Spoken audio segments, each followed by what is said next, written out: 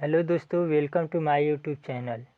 दोस्तों, आज हम विज्ञान से संबंधित मुख्य प्रश्नों को हल करेंगे। तो ऐसे नए अपडेट के लिए आप हमारे चैनल को सब्सक्राइब करें और बेल आइकन भी प्रेस करिए।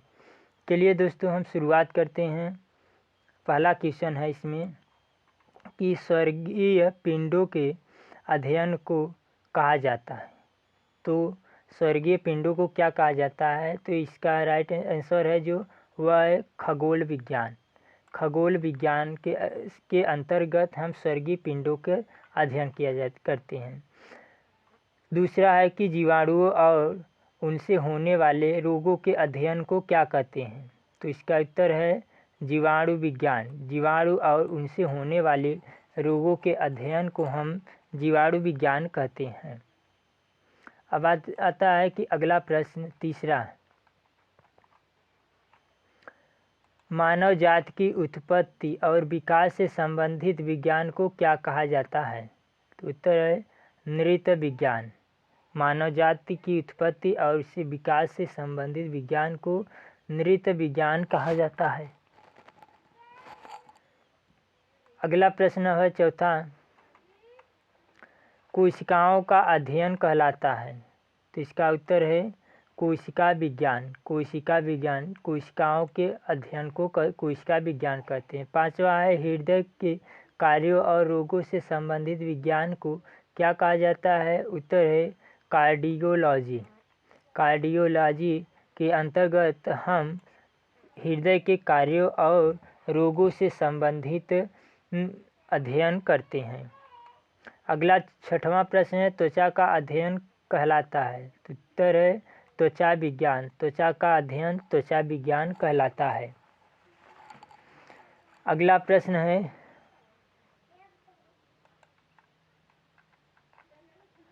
सातवां प्रश्न है कि रक्त वाहिनी प्रणाली के अध्ययन को क्या कहा जाता है?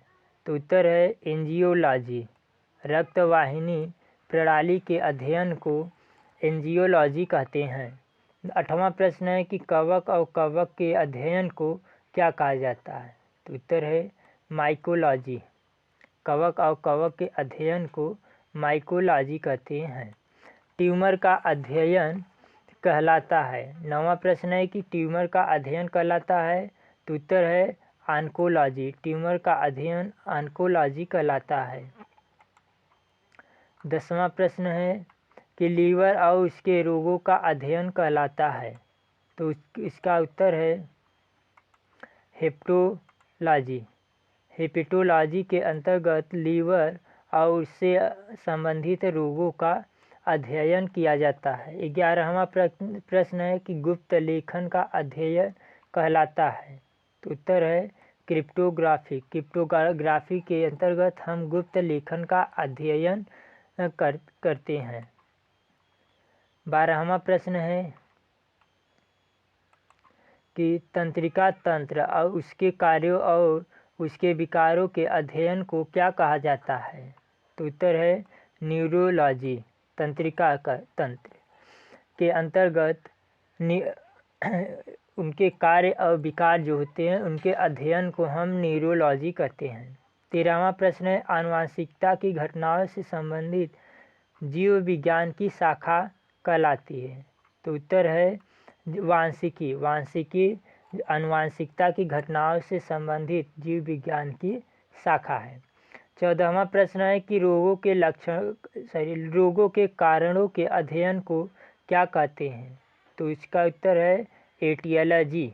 एटियोलॉजी रोगों के कारणों का अध्ययन किया जाता है कि किस कारण से कौन सा रोग हुआ है, उसका अध्ययन करना ही एटियोलॉजी कहलाता है। अब आगे है 15वां प्रश्न कि कानों और उनके रोगों के अध्ययन को क्या कहा जाता है या क्या कहते हैं? तो इसका उत्तर है ऑटोलॉजी। कानों और उनके रोगों के अध्ययन को ऑटोलॉजी कहते हैं। 16वां प्रश्न है कि पृथ्वी की स्थिति और संरचना के अध्ययन को क्या कहा जाता है? तो उत्तर है विज्ञान भूविज्ञान के अंतर्गत हम पृथ्वी की स्थिति और संरचना के अध्ययन को पढ़ते हैं। अगला 17वां प्रश्न है कि किडनी और उसके कार्यों के अध्ययन को क्या कहा जाता है। उत्तर है नेफ्रोलॉजी। नेफ्रोलॉजी के अंतर्गत किडनी और उसके कार्यों के अध्ययन को पढ़ते हैं, या नेफ्रोलॉजी के अंतर्गत हम किडनी और उनके कार्यों का अध्ययन करते हैं। 18वां प्रश्न है जीवाणुओं का अध्ययन कहलाता है। उत्तर है वायरोलॉजी। वायरोलॉजी के अंतर्गत हम किडनी और विषाणुओं के अध्ययन करते हैं, विषाणुओं का अध्ययन करते हैं। 19वां प्रश्न है कि पक्षियों का अध्ययन कहलाता है। पक्षियों का अध्ययन पक्षी विज्ञान कहलाता है। पक्षियों का अध्ययन पक्षी विज्ञान। 20वां प्रश्न है कि जीवाश्मों का अध्ययन कहलाता है। उत्तर है पैलियोंटोलॉजी। पैलियोंटोलॉजी के अंतर्गत हम जीवाश्मों का अध्ययन करते हैं। चलिए अगला प्रश्न है 21वां, हड्डियों का अध्ययन कहलाता है। तो हड्डियों का अध्ययन क्या कहलाता है? तो इसका उत्तर है अस्थि विज्ञान। अस्थि विज्ञान के अंतर्गत हम हड्डियों का अध्ययन करते हैं। अगला प्रश्न है कि मृदा का अध्ययन कहलाता है। उत्तर है पेडोलॉजी। पेडोलॉजी के अंतर्गत मृदा का अध्ययन किया जाता है। अगला प्रश्न है कि मूत्र प्रणाली से संबंधित विज्ञान की शाखा कहलाती है। उत्तर है न्यूरोलॉजी। इसका उत्तर है कि न्यूरोलॉजी। अगला प्रश्न है कि विटामिन में कोबाल्ट होता है। तो विटामिन B12 में, किस विटामिन में भी कोबाल्ट होता है? तो उत्तर है विटामिन B12 में कोबाल्ट होता है। 25वां प्रश्न है कोशिका का पावर हाउस किसे कहते हैं? इसका उत्तर है माइटोकॉन्ड्रिया। माइटोकॉन्ड्रिया को कोशिका का पावर हाउस कहते हैं। दोस्तों ये सभी प्रश्न जो है सभी किसी विज्ञान से संबंधित किसी भी कॉम्पिटिटिव एग्ज़ाम के लिए अनिवार्य हैं। तो दोस्तों आप सभी लोग वीडियो को पूरा देखा करिए और अपने दोस्तों के साथ शेयर करिए। चलिए अगला 26वां प्रश्न है कि लाल रक्त कणिकाओं का निर्माण हमारे शरीर के किस भाग में होता है? तो उत्तर है इसका अस्थि मज्जा, बोन मैरो। बोन मैरो में लाल रक्त कणिकाओं का अध्ययन निर्माण हमारे शरीर में होता है। लाल रक्त कणिकाओं का निर्माण हमारे शरीर के अस्थि मज्जा बोन मैरो में होता है। 27वां प्रश्न है राष्ट्रीय विज्ञान दिवस कब मनाया जाता है?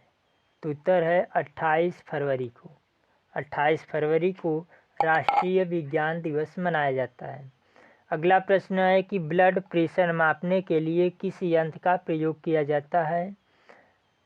तो उत्तर है स्फिग्नोमैनोमीटर, BP अर्थात ब्लड प्रेशर। ब्लड प्रेशर मापने के लिए स्फिग्नोमैनोमीटर का प्रयोग किया जाता है। 29वां प्रश्न है कि नेत्रदान में नेत्र के किस भाग का दान किया जाता है? तो उत्तर है कॉर्निया का दान किया जाता है। नेत्रदान जब करते हैं तो उसमें नेत्र के कॉर्निया का दान किया जाता है। अगला प्रश्न है कि संक्रमण अर्थात प्रतिरक्षा के खिलाफ शरीर में प्रतिरोध के अध्ययन को क्या कहते हैं? तो इसका उत्तर है इम्यूनोलॉजी। प्रतिरक्षा के खिलाफ शरीर के प्रतिरोध के अध्ययन को इम्यूनोलॉजी कहते हैं। तो दोस्तों ये रहे 30 महत्वपूर्ण प्रश्न, और वीडियो पसंद आए तो वीडियो को लाइक, चैनल को सब्सक्राइब करें, साथ में बेल आइकन प्रेस करें ताकि आपको नए हमारे वीडियो का नोटिफिकेशन मिलता रहे। उसके साथ अगर आप हमारे चैनल पे नए हैं तो चैनल को भी सब्सक्राइब करें। धन्यवाद दोस्तों।